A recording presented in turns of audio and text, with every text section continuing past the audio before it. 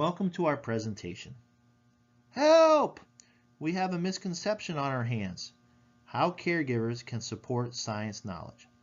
During this presentation, we will explore common misconceptions that elementary students may have, how caregivers can help support new science understanding at home, learn about easy science activities that can be done at home, and about resources that can be accessed at home to help support science background knowledge in students.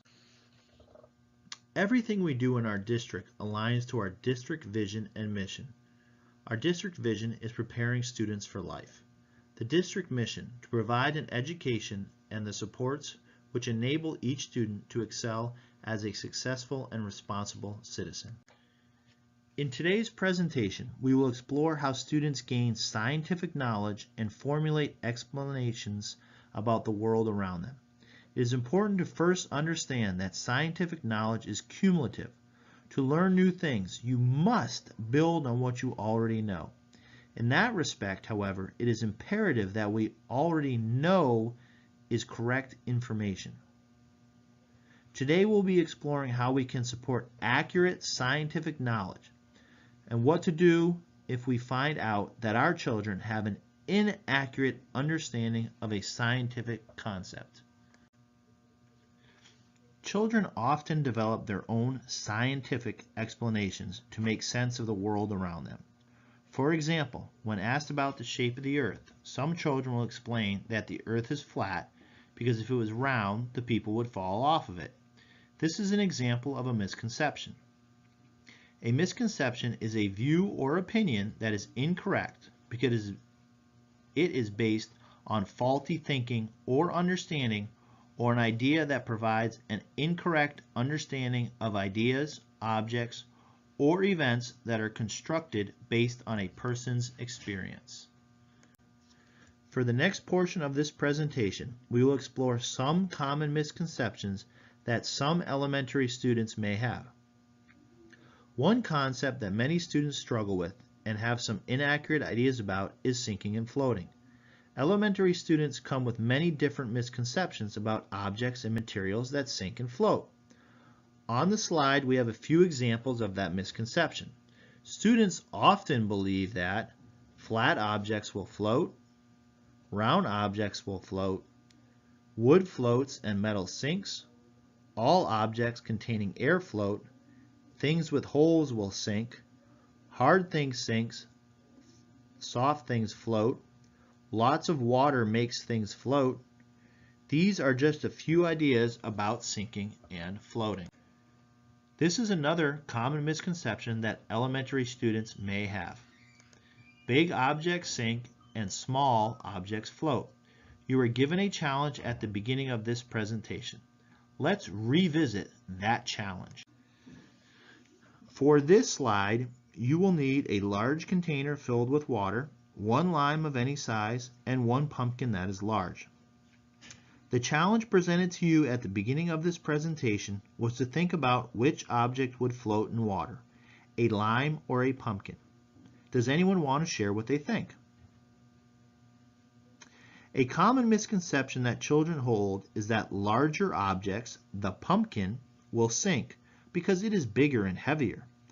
The misconception could have come from past experiences, a past teacher, the television, etc. When a child has a conception about a scientific idea, it is often very hard to change it. Oftentimes, in order to change a child's mind about an idea they hold, they have to be shown or experience a different understanding. In this case, it is important to investigate by actually putting the two different objects in water to see what actually happens. If you had a chance to do the experiment, you know the answer. Pumpkins actually float. From the pictures on the screen, you can see that pumpkins actually float in water and that the lime should sink. This is very different from what children expect to happen. The science behind why this happens is not as important at this level of schooling. More learning on the why will come in middle and high school. The important aspect is that children learn that the size of an object does not necessarily affect its ability to sink or float. This is also an easy investigation to do at home.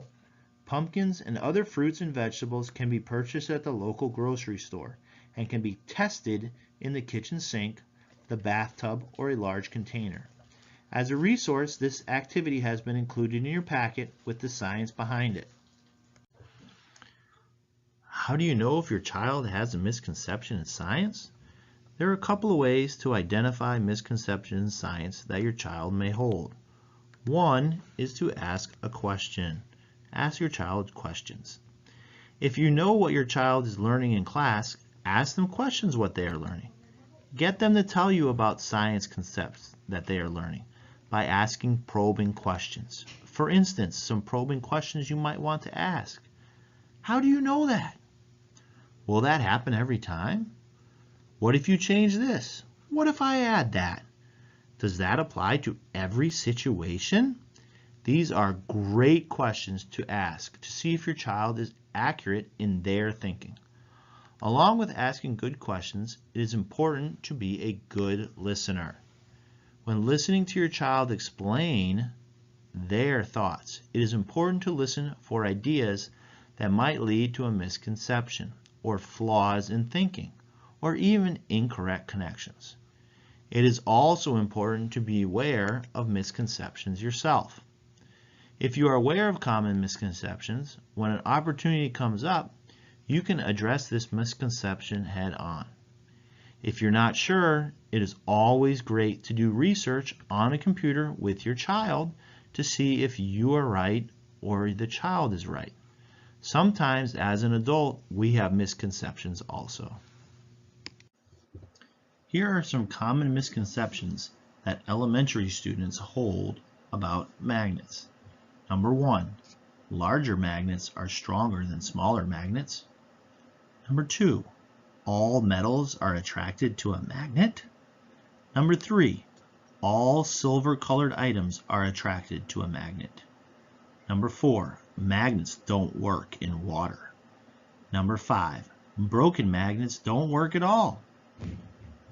And number 6, magnets have to touch an object in order to push or pull. Next, we are going to look at a simple investigation that you can do in your home to explore one of these common misconceptions about magnets. Are larger magnets stronger than small magnets? This is a misconception that some students may have. We're going to use some common household items like a refrigerator, magnets, and paper. You will need one large magnet and one small magnet. Preferably that smaller magnet is stronger than the larger magnet. And refrigerator magnets come in all shapes and sizes.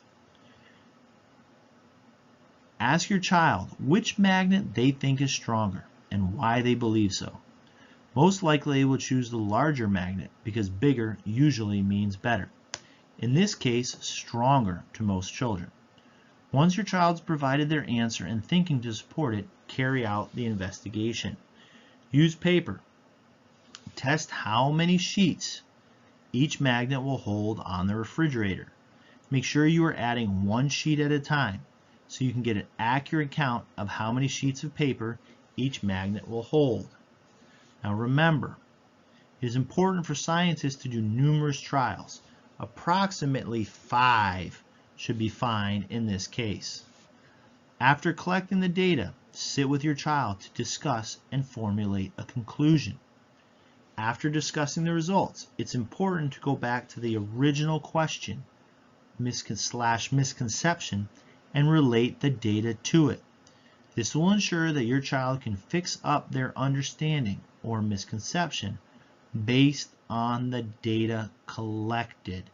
If you don't feel your child has cleared up the misconception, you may always test again. There are several ways in which we can address science misconceptions at home. One way is to ask questions that lead children to look at things in a new way.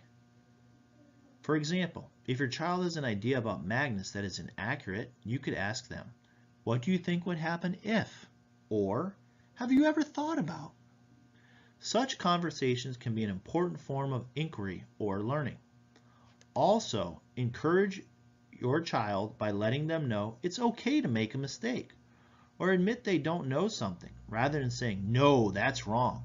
When your child gives an inaccurate explanation, give them accurate information or help them find it. Remember that less is more. It's tempting to try to teach children just a little about many different subjects. Although children can't possibly learn everything about science, they do need and will want to learn many facts. The best way to help them to learn to think scientifically is to introduce them to just a few topics in depth. Ultimately, children learn best with hands-on experiences. Investigating and experimenting are great ways for children to learn science and increase their understanding of scientific ideas. Hands-on science can also help children think critically and gain confidence in their own ability to solve problems. It's important when considering a hands-on investigation that you find the right activity for your child. Different children have different interests and will respond differently to science activities. So keep in mind what your child likes and dislikes. Here are some common misconceptions that elementary students have about space. Oftentimes, students believe that stars and constellations appear in the same place in the sky every night. The Earth is the center of our solar system. The phases of the moon are caused by the moon moving into the sun's shadow. Stars are evenly distributed throughout the universe. All stars are the same size. The brightness of a star depends only on its distance from Earth. We are going to explore a specific space misconception next. Another common misconception that elementary students may have is that the moon can only be seen during the night. This is actually a kindergarten standard and one that can easily be explored at home. All you need is a calendar and a pen, marker, pencil. To explore this idea, take a household calendar and track whether you are able to observe the moon during the day or not. To do this, observe the daytime sky each morning on your way out the door to see if you are able to see the moon or not. If you are able to see the moon, have your child put a check mark or a yes on the calendar for that day. If you are unable to see the moon during a day, then have your child put an X on the calendar or a no. Do this daily over the course of a month. After a month of collecting data, have your child count how many days they were able to see the moon during the day versus not see the moon during the day. Your child should observe that they were able to see the moon on various occasions during the day and therefore should be able to conclude that the moon can be seen during the day as well as night. There is a moon calendar data collection sheet in your packet. It is blank so that you can fill it out on any month that you choose. You may also just use a calendar that you may have in your house. These can be copied so that you can collect data for a longer period of time if you wish. Again, you can use just regular household calendar if you would like. We mentioned earlier in this presentation that being aware is one way that you can address science misconceptions at home. In your packet, please take a look at the handout that is titled Common Science Misconceptions. This handout is a list of some more common science misconceptions that students may have. This is not a comprehensive list, but rather just includes some misconceptions that students have.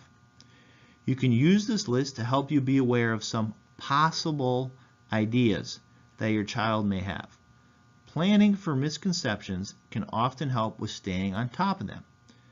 Please take a few moments to look over this list. Then jot down some ideas on simple investigations that you might be able to do in order to address this misconception. If you are working with a group, this would be a great time for you to share out one or two ideas that you have on your paper.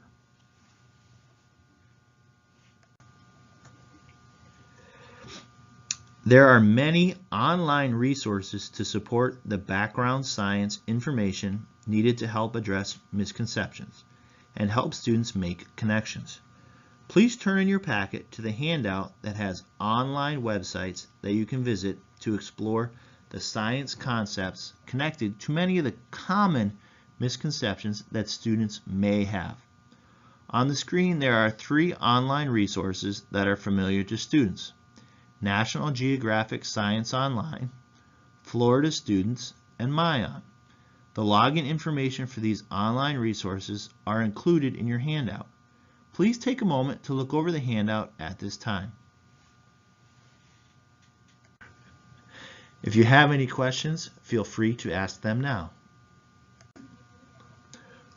Once again, thank you for spending time with us today. For additional help, ideas, and information, please contact your student's teacher. For information regarding Hillsborough County Public Schools elementary science events and policies, please contact Shauna Tirado, Elementary Science Supervisor. You can email her at shauna.tirado@sdhc.k12.fl.us.